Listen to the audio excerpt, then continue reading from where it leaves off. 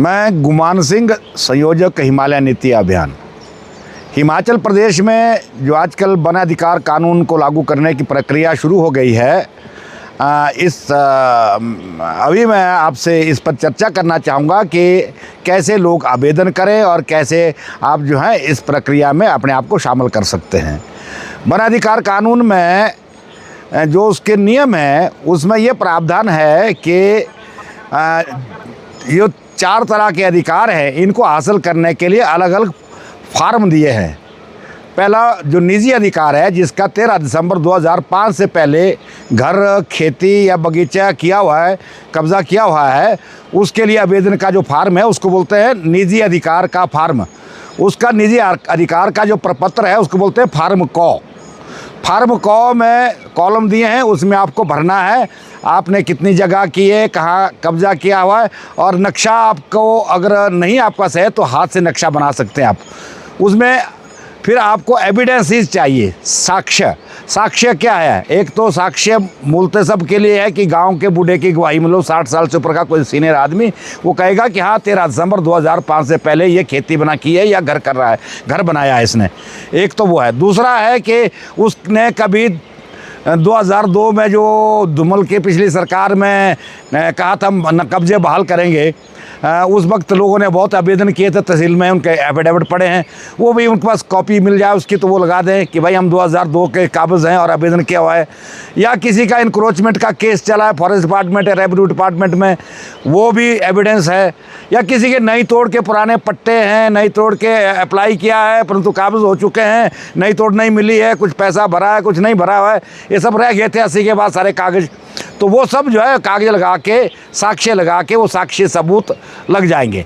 वो 2 सबूत कम से कम चाहिए, एक गवाही बूढ़े की और एक जो है ये आपका इस तरह का कोई लीगल या कोसी जुडिशियल सर्टिफिकेट कागज कोई पेपर लगना चाहिए। अगर वो नहीं है तो फिर तीसरा है कि फिज़िकल वेरिफिकेशन हो। वो फिज़िकल वेरिफिकेशन का मतलब है कि फिर गांव में ग्राम सभा जो होगी वो जाएगी और देखेगी कि ये पेड़ है ये 2005 से पहले के हैं कि नहीं है। वो साइंटिफिक कम्युनिटी है, जो भी एग्रीकल्चर हॉर्टिकल्चर का अफसर है, वो बोलेगा ये 2005 का पहले का है। या घर होगा तो उसको देखा जाएगा, तो जाएगी जॉइंट इंस्पेक्शन टीम, वो देखेगी कि ये 2005 से पहले का घर लगता है कि नहीं लगता है, बाढ़ लगा होगा या डंगा लगा होगा, इस तरह का जो भी होगा बना हुआ स्ट्रक्चर, तो उस हिसाब से जो है बीड़े बनी होगी तो वो डिसाइड करेंगे कि फिजिकल वेरिफिकेशन भी हो सकता है। इनमें से any 2 documents, any 2 evidences are needed. केवल 2 सबूत साक्ष्य के तौर पर चाहिए। एक तो चलो है गाँव के बूढ़े की गवाही, जो वृद्ध व्यक्ति की अभियाई गवाही, और दूसरा जो है इस तरह से मैंने कहा कोशिश जुडिशियल कोई डॉक्यूमेंट या फिर फिजिकल वेरिफिकेशन में जाना पड़ेगा। ये 2 चीज़ें। फिर इसका नक्शा जो है कैसे बनेगा? नक्शा 2 तरह से बनेगा। एक तो नक्शा जो है आप बना सकते हैं टेक्निकल आदमी से, पटवारी से, या फिर नक्शा जो है आप जो है वो अपने हाथ से नक्शा बन सकता है। नजरी नक्शा बोलते हैं उसको। हाथ से आप मापिए, इस मार्क से उस मार्क तक जो है मेरी कब्जा है वो होगा। तो ये प्रक्रिया फार्म कॉ की है। फार्म कॉ भरने के बाद आपको जमा करना पड़ेगा वन अधिकार समिति के अंदर, गाँव के अंदर। फार्म खॉ की प्रक्रिया भी वैसे ही करनी पड़ेगी ग्राम सभा को। वो जो ग्राम सभा आपकी है उसको करनी पड़ेगी। उसमें आपके सामुदायिक अधिकार जितने भी हैं, जिसमें आपके जंगल के बर्तनदारी अधिकार सारे हैं जो बाजू बुलार्ज और नक्शा बर्तन में है, या उसके अलावा जो है बाजू बुलार्ज नक्शा बर्तन में गुच्छी का अधिकार तो था नहीं, उस वक्त गुच्छी नहीं होती थी जब सेटलमेंट हुए, तो और भी अधिकार होंगे। उसमें 2 तरह के अधिकार हैं, जंगल के उत्पादों के अधिकार, और उसके बाद जो है दूसरा अधिकार है माइनर मिनरल्स के। माइनर मिनरल में पत्थर है, स्लेट है, बजरी है, मिट्टी है, इन सब के घर बनाने के सामान है। और जो फॉरेस्ट प्रोड्यूस तो सारा ही है, जिसमें लकड़ी, चारा, पत्ती, घास, ये सब चीज़ें उसमें अधिकार होते हैं। इन सब को देवते का स्थान, शमशान घाट, रास्ता, ये सब चीज़ें, आबादी आपकी, ये सब चीज़ें उसमें आती हैं, वो शामिल होती है। वो सब आपको फिर से करना पड़ेगा और वो अप्लाई करना पड़ेगा। तीसरा होगा फार्म गौ में आपको जो उस जंगल का नक्शा लगा करके उसके प्रबंधन के लिए अप्लाई करना पड़ेगा। चौथा जो मामला है वो विकास का अधिकार का मामला, वो तो जो डेवलपमेंट एजेंसी या पंचायत या स्कूल वाले विभाग या कुछ हेल्थ वाला विभाग जो है जब चाहेगा तो वो जब अप्लाई करेंगे वन अधिकार समिति में वो उसके तहत आएगा। ये 4 तरह की प्रक्रिया फार्म जो है ये भरे जाने हैं, प्रक्रिया होती हैं, वो आपको करनी है। अब आपको ये फार्म कहाँ देने हैं? अब है बात ये फार्म आप देंगे वन अधिकार समिति को।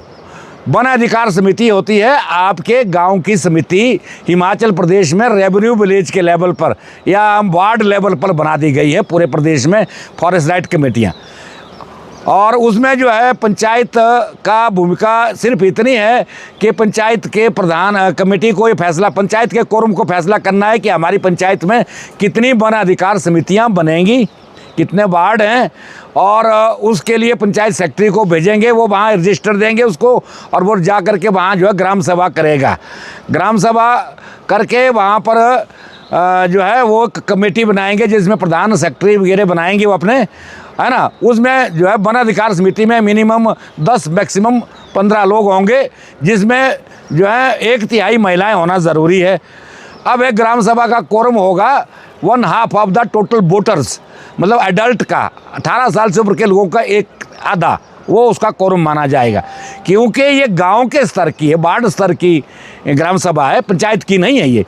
तो वहाँ जो है आधा होना संभव है और वो इकट्ठे हो सकते हैं। गांव में तो होते हैं छोटे, जितने भी छोटा सा गांव होता है 100 200 400 200 300 परिवार होते हैं, उसमें उन्हीं की कमेटी बनेगी।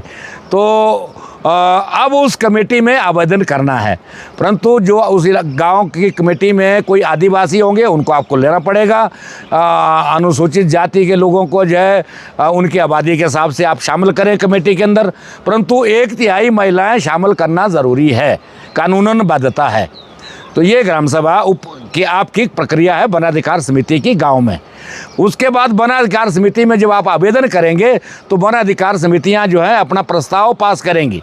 सबसे महत्वपूर्ण काम यहाँ पर है अब कि वन अधिकार समितियां आप अच्छे से चुनें। अभी तक आपकी वन अधिकार समितियां कागज़ों में बनी है, निष्क्रिय हैं, उनको अब फिर से चुन सकते हैं आप चाहें तो, या फिर जो चुनी हुई कमेटियाँ उनको फिर से सक्रिय करें। उनकी ट्रेनिंग करने की ज़रूरत है। उनको अब रेजोल्यूशन पास करना पड़ेगा कि हम आवेदन बुला रहे हैं। उनको आवेदन बुलाने के लिए जो है गांव वालों को बोलना पड़ेगा, और फिर गांव वाले अपने आवेदन देंगे फार्म कौ में। खौ वाला जो है वो तो इकट्ठे करेंगे, गांव सभाई वन अधिकार समिति करेगी खौ और गौ को, और आपका विकास के अधिकार के ये तो ग्राम उप वन अधिकार समिति अपने आप ही करेगी। परंतु निजी अधिकार का जो पत्र है उसके लिए फार्म को हर व्यक्ति को अपने आप ही अप्लाई करना पड़ेगा और अपने आप ही साक्ष्य लगाने पड़ेंगे। तो ये ख्याल रखें, आवेदन करना पड़ेगा वन अधिकार समिति में। वन अधिकार समिति सारे आवेदनों को इकट्ठा करके कंपाइल करेगी, प्रोसीडिंग लिखेगी, फिर ग्राम सभा करेगी, उसमें जॉइंट इंस्पेक्शन कराएगी विभाग से, जिसमें वन विभाग और रेवेन्यू विभाग वगैरह सब जॉइंट इंस्पेक्शन करेंगे सारी फाइलों का।